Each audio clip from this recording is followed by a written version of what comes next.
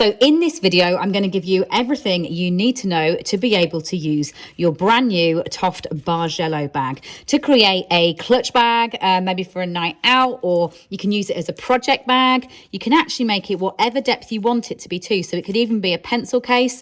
The only thing that dictates the size of the bag that you can make with this is the width, but you can actually make it to a maximum depth of that you see here, or as narrow as you want it to be. So what we've done is we have sewn on a machine sewn on the twist interlock canvas onto a metal zip for you, so that you've got a nice base to be able to make your bag from. And so what you've got is you've got the zip there mounted in between two sheets so that you can then sew whatever you wish to do on either side, and then at the end we're actually going to be whip stitching all the way around the edge in order to seal it up.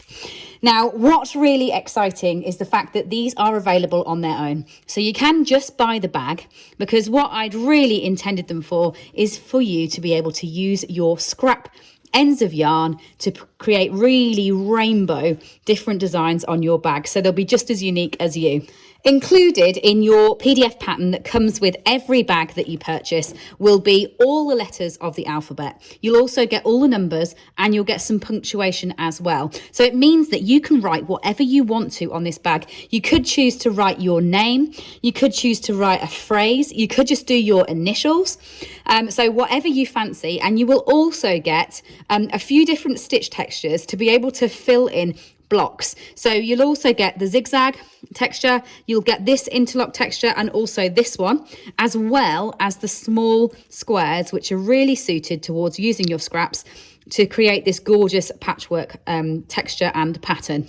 Now, another thing to mention, if you are feeling as excited as I am by this, is your actual TOFT yarn labels, which we actually make these in-house here at TOFT. It's very unique to us, the fact that your yarn label comes with a length of yarn on. And what's very exciting is one length of yarn is actually one square as well. So you could even do it every ball of yarn that you use when you're making TOFT yarn, you can Bargello a little square onto your project bag for that. So let's talk about how to use your bag, because what you need to do is you need to mark out the space that you're going to work to begin with in order to start to work your letters onto, or to work your pattern onto. And what you need to do is count 5 squares out from where your zip is. So not from where the end of the black zip is, from where the metal bit is there. Count 1, 2, 3, 4, 5 outwards, and then you can draw a straight line, much in the way that we do for the other TOFT Bargello kits, such as the coasters, etc. Drag your pencil down that line so you're marking out your working area. Now, you will want to count the number down to then mark it out on the other side. I wouldn't advise just going for it by eye. If you can actually sit and count your squares downwards to the depth that you want it to be. The maximum depth you can go to is 5 up from the bottom. So if you want to maximise your canvas and your bag to make a kind of classic clutch shape, then come 5 up from the bottom and then mark that out. Turn it over and then mark that out on the other way with the pencil as well. And that will give you the area that you're going to stitch your pattern into. Now, a bit of advice from me is I would complete all of your bargelloing, so all of your stitching, before you then sew your bag up. And this is only because once you sew it, it will become harder to work, because obviously while you've got it in 2 pieces, you can quite easily push your needle through, get it on the other side and pass it back through. Once you've actually attached it together, it will be slightly harder, because what you'll have to do then is open the zip. Not impossible, that said, so you can still do it, but you'll have to open your zip and you'll be working with one hand inside a seal bag, like a sealed bag on 3 sides, should you wish to put it together first. But I'm just going to show you, I'm going to bypass the bit before that to show you the end process of putting it together. So when it comes to actually finishing your bag, and imagine that I've sewn all of this one already, I'm just going to show you on a nice blank one so you can see everything. What you want to do then is fold your sides down that line that you marked in. So you'll fold in your fabric down the line that you've marked in. That'll be nice and easy for you because you will have stitched yours, so it'll be really easy to see the area that you have done. So in the same way as we did before, 1, 2, 3, 4, 5 from that side. So you're going to fold in all your sides and across the bottom in the same way. And that's why we left 5. So we've got some nice strong joins on all sides. So you fold that in. Same on the other side.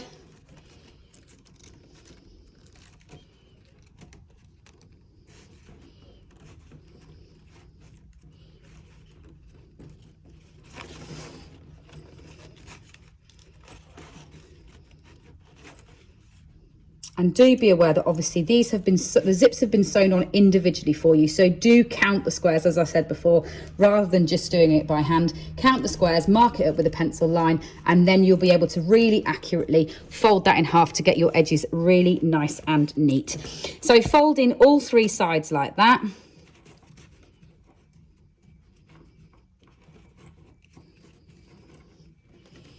And then when it comes to join it together, we're going to use a whip stitch through both sides of the piece.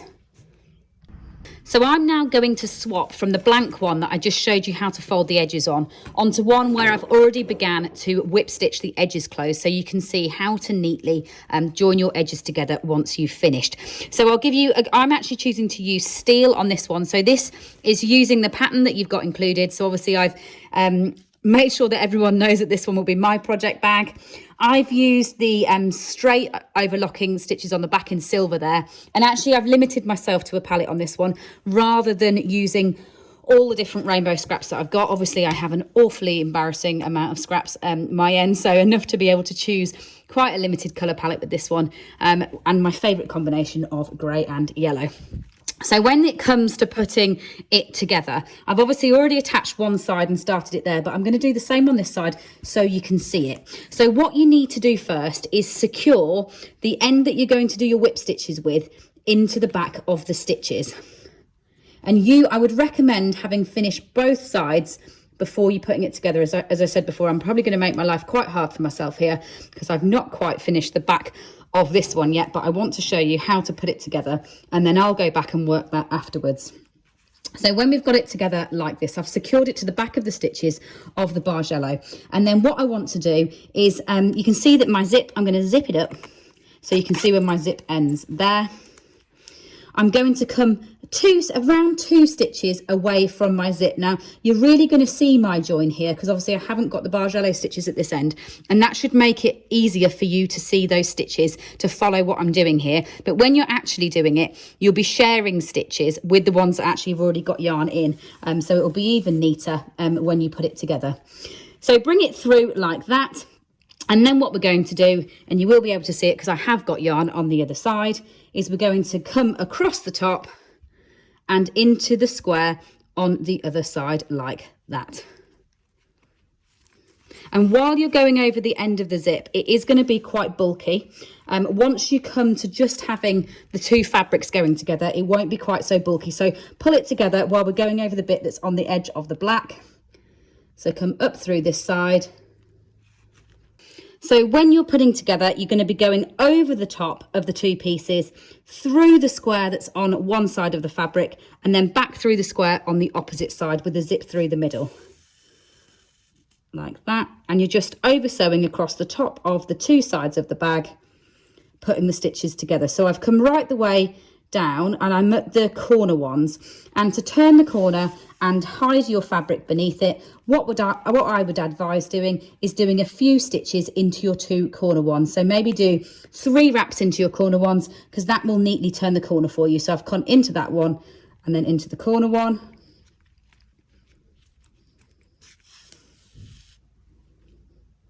I'm going to go in again, and then a 3rd time into that same stitch, and that's just going to make sure that your corner's nice and strong, and is also, the canvas is really covered. Now it gets a bit easier because actually the most fiddly bit is working around that zip that you've got there. Once you get to your 2 sides and putting it together, it will be much easier to do. So you just line up your 2 pieces, you go in through this one, in through that one, and then you just over sew down the 2 sides.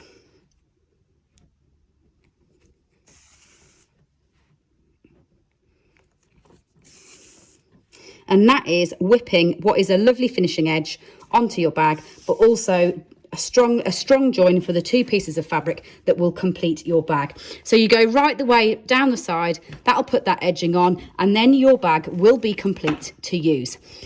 Now, the next thing to talk about is an optional ring that you can decide to add to your bag. And this is if you decide to choose to add a handle, whether it be a wrist strap or whether it be a long handle. So this will be more if you're going to, rather than use it as a project bag in the way that I am here, it might be if you're going to use it more for a clutch bag for going out. Is what I'm going to show you how to do here is how to join these D-rings either side. So when you're purchasing one of these bag kind of templates and layouts from us, you'll get the option to be able to add a strap. Now, this is a short wrist strap, and we do these in both natural cork and in black cork. That's a short wrist strap, which means that you can just attach it onto one side with one D-ring, and then you don't have to hold onto your bag the whole time. It will sit around your wrist comfortably.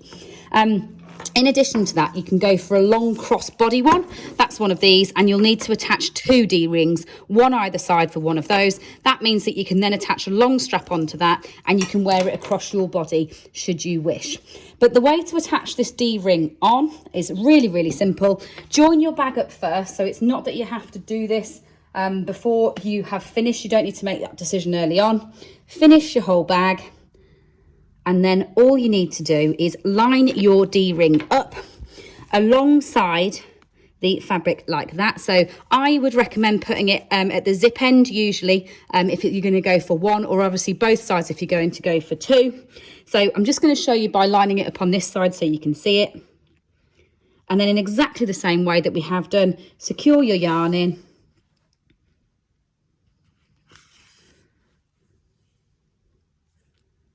So secure your yarn in like that. I'm using the same colour that I've used to do my whip stitch seam around the edge. And then you're just going to go around the actual D-ring. So through there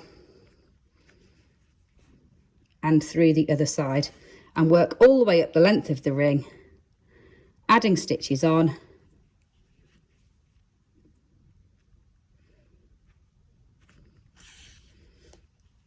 To fix that onto one side. Now, I hope that's everything that you need to know in order to make these brand new Bargello clutches. I absolutely can't wait to see how creative you get with this one. I have absolutely loved learning these new techniques. I've loved the creativity, and I love the idea behind using it, all your bits of yarn that are left over from your crochet projects to actually produce yourself a project bag. So please do make sure you share the designs so that we can have a good look at your inspiration using this as a jump off point.